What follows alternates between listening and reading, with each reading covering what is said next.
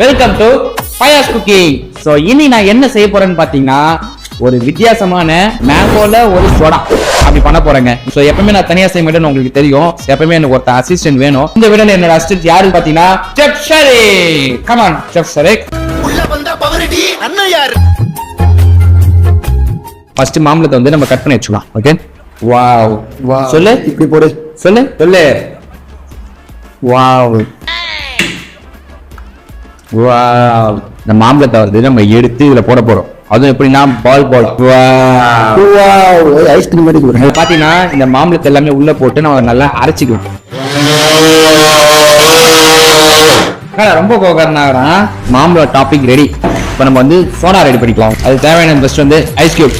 ஆனா சூப்பரா போடுறப்போ ஸோ இதில் பார்த்தீங்கன்னா லிட்டில் பிட் ஆஃப் கொத்தமல்லி. இதெல்லாம் தப்பில்ல, கொத்தமல்லி. Mint. இங்கிலீஷ்ல தான் மின்ட், தமிழ்ல கொத்தமல்லி. இதுக்கு தான் படிக்கடான்னு அடிச்சுக்கிட்டேன். மின்ட்னா புதினாடா. ஆமா, புதினா. அதுக்கப்புறம் பார்த்தீங்கன்னா கிரீன் சில்லி. பச்சை மிளகாய்.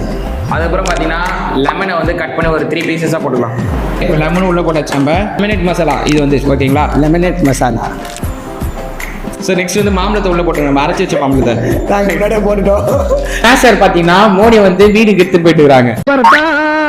சொன்னாலும் ஆபீஸ்ல இல்ல, என்கிட்ட ஸ்மாஷரும் இல்ல.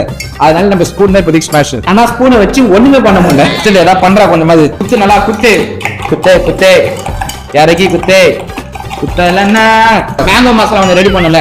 அது நம்ம ரெடி பண்ணி வரமாச்சாச்சு. நெக்ஸ்ட் பாத்தீங்கன்னா சோடா. ஓகே, பாத்தீங்கன்னா இது உள்ள போட போறோம். பொங்குவோம். பொங்கமா பாப்போம். வருது. என்னடி இது? அடி பொங்கிடுச்சு வீடியோல பாக்க. அவன் பெரிய கிளாஸ், நம்ம சின்ன கிளாஸ். டியூ மோட்டிவேட் பண்ற டபுள் ஃபிளேவர் மேங்கோ அண்ட் புரா. சியர்ஸ். உண்மை சொல்றாங்க.